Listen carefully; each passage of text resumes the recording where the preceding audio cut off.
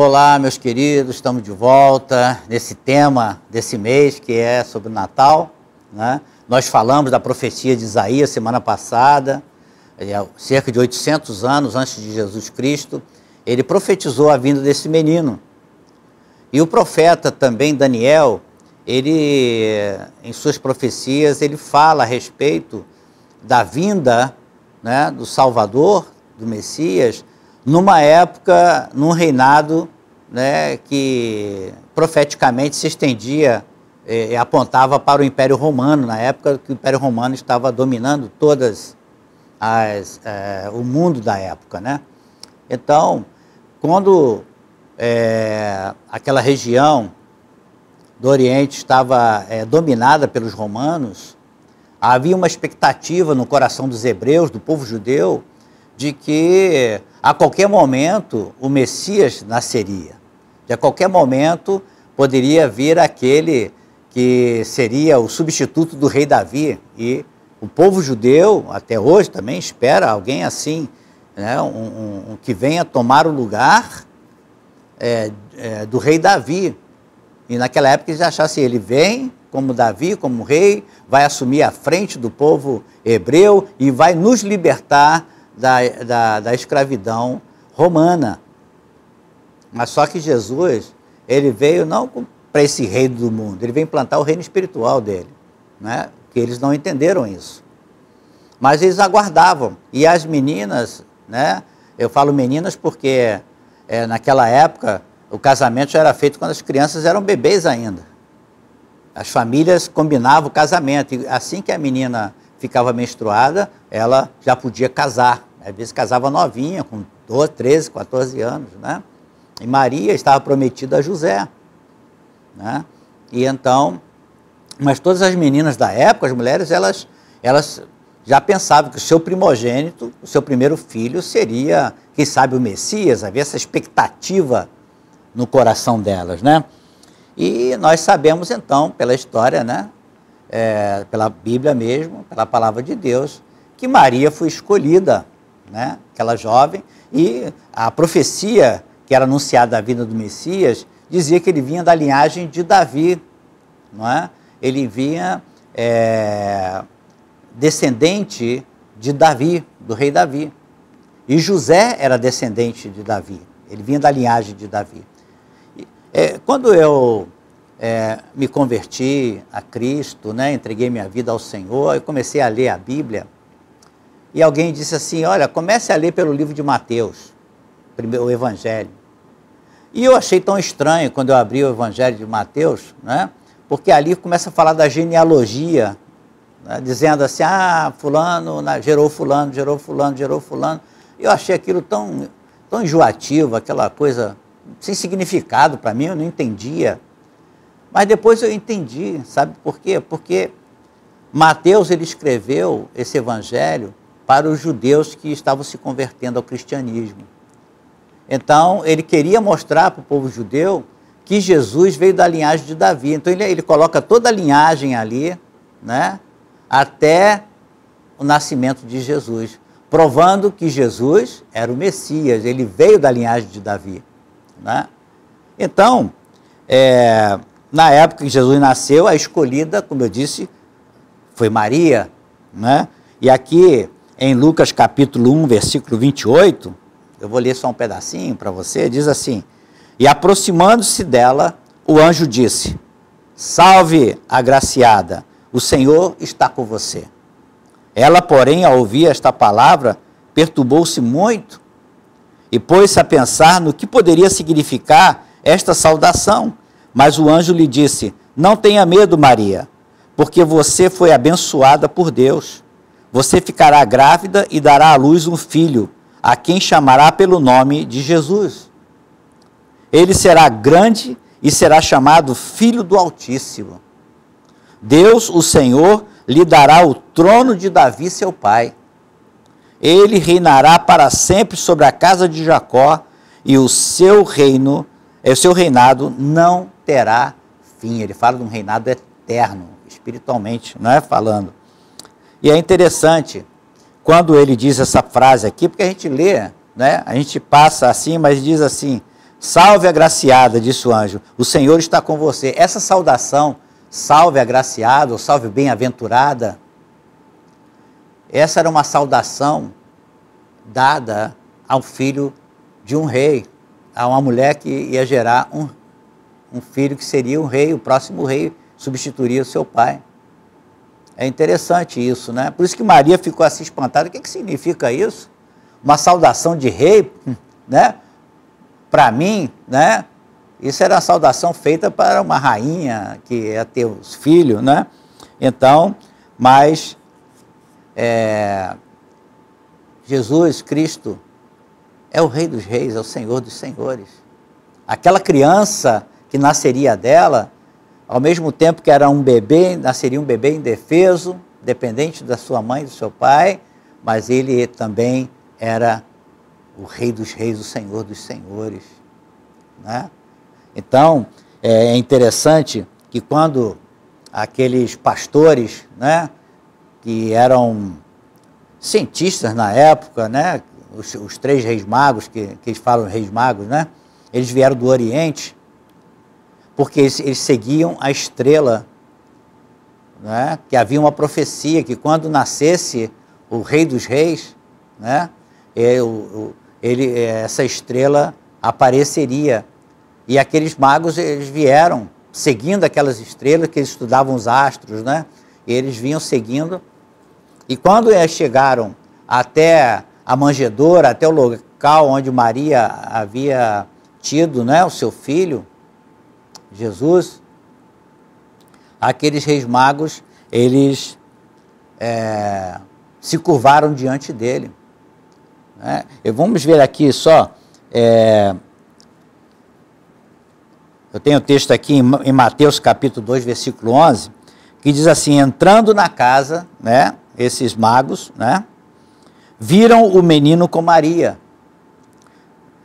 prostrando-se, o adoraram e abrindo os seus tesouros, entregaram-lhe suas ofertas, ouro, incenso e mirra.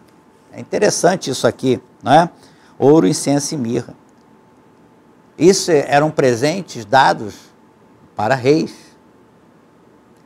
E a gente lê isso, a gente passa desapercebido.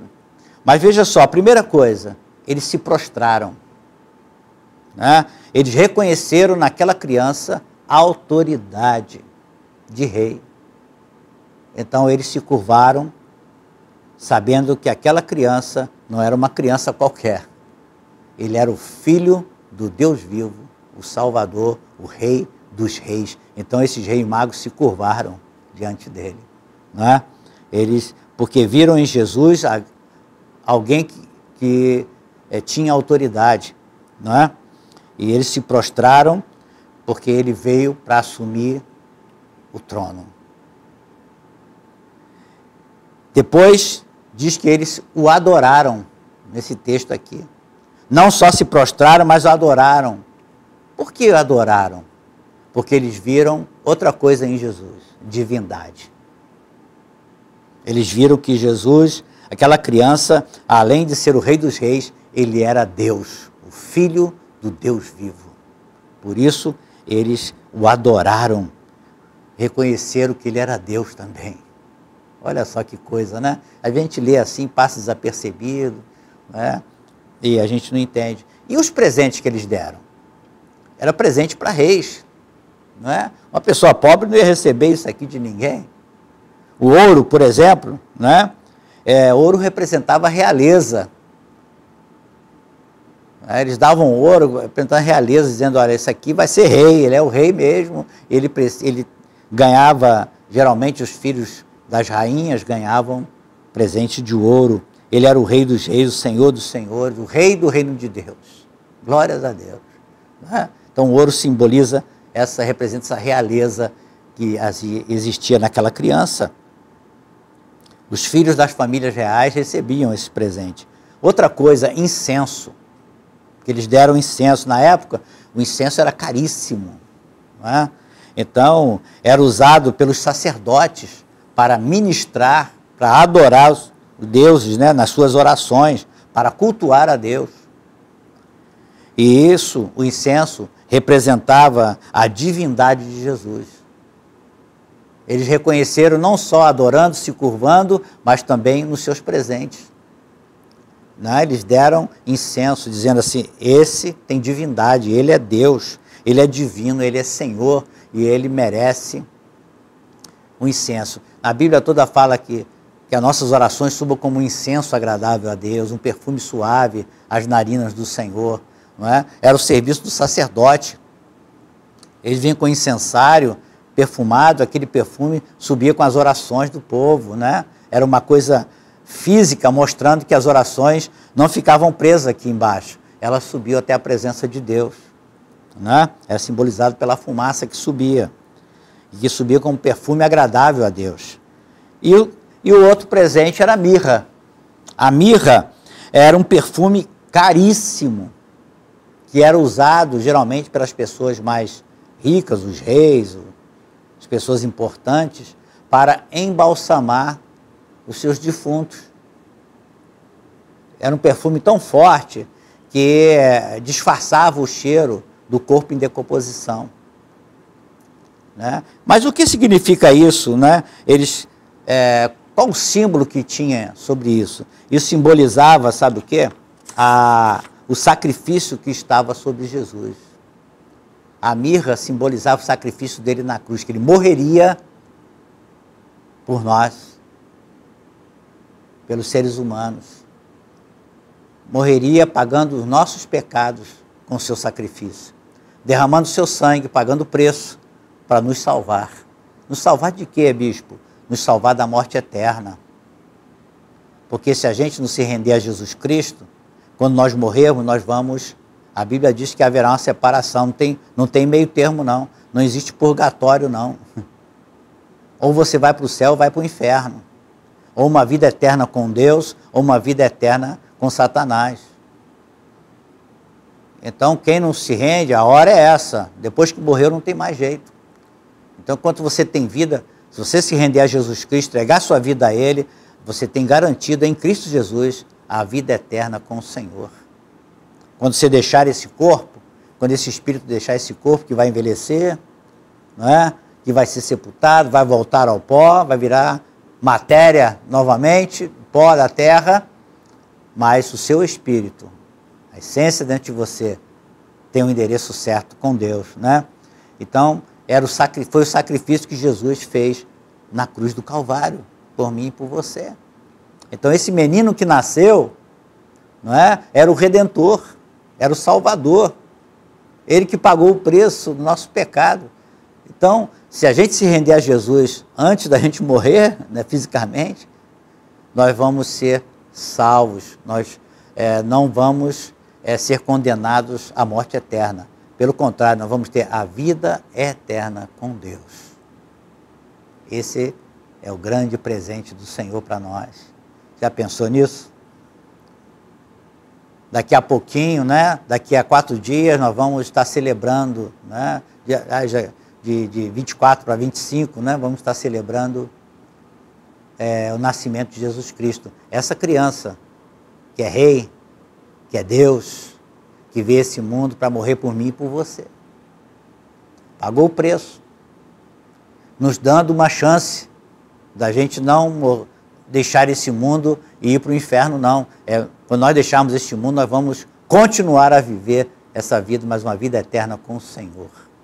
Aí a Bíblia diz que lá não haverá dor, não haverá sofrimento, não haverá mais choro, não é? Não haverá mais problemas, nós estaremos na presença de Deus. Então que você possa celebrar esse Natal de uma forma diferente. Daqui a pouco, na ceia de Natal, daqui a 3, 4 dias, você vai reunir a sua família e vai ler esse texto aqui. Você pode ler esse texto aqui também de Maria, que ela foi gerada nela o Rei dos Reis, o Senhor dos Senhores, o Deus Todo-Poderoso, o Filho do Deus vivo, o nosso Salvador. Que Cristo nasça no seu coração, no seio da sua família, não é que para mudar, para que você mude o curso da sua vida. Quem sabe nada deu certo esse ano, mas planeje a partir de 2021 um novo tempo na sua vida e na sua família. Nós estamos aqui vivendo essa pandemia, terminando esse ano ainda nessa expectativa de vacina que vai chegar, uma nova onda que está chegando, está vindo aí, já está se instalando, não é? E as notícias não parecem boas, mas essa notícia é boa. É Jesus Cristo no seu coração, transformando a sua vida, transformando a sua família, o seu casamento, abençoando o seu lar, colocando em ordem a sua vida, em nome de Jesus. Então vamos lá, vamos orar? Vamos pedir as bênçãos de Deus sobre nós? Então, estenda as mãos comigo aqui e vamos orar. Pai amado, Pai querido, eu oro por esta pessoa, pela sua família. Recebe essa pessoa, Senhor, na tua presença. Senhor, perdoa todos os pecados desta pessoa, lava no teu sangue, escreve esse nome no livro da vida, Senhor.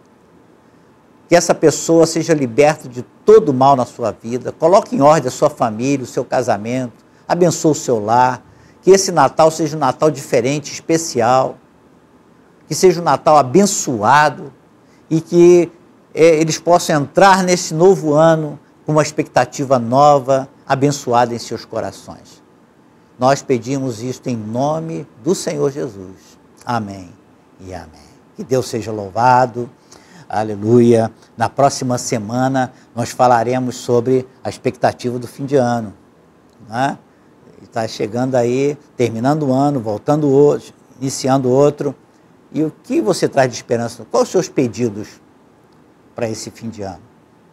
Né? No dia 31 nós vamos ter o nosso culto aqui, vamos colocar aí nas nossas redes sociais, estamos colocando, e presencialmente, pela live também, se você não puder vir com sua família, assista pela live, e nós vamos colocar diante de Deus nossos pedidos para 2021, e que você esteja ligado conosco, para a gente orar junto, levantar esse clamor e entregar os nossos desafios ao Senhor, aqueles que nós pedimos esse ano, mas ainda não conquistamos, e outros que nós queremos conquistar. Então vamos colocar diante de Deus, vá preparando aí, né, os seus pedidos para a gente orar, tá bom? Então, se você puder vir ao nosso culto domingo, 10 horas da manhã e às 18h30, e você vindo nos visitar, venha falar conosco no final do culto, né? Nós temos assim, é 1 hora de culto, nós estamos fazendo pela live, terminando há pouco tempo, né?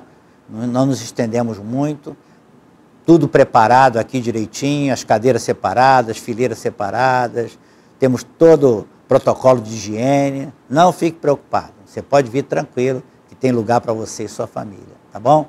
Uma boa semana, medite nisso e até a próxima segunda. Um grande abraço.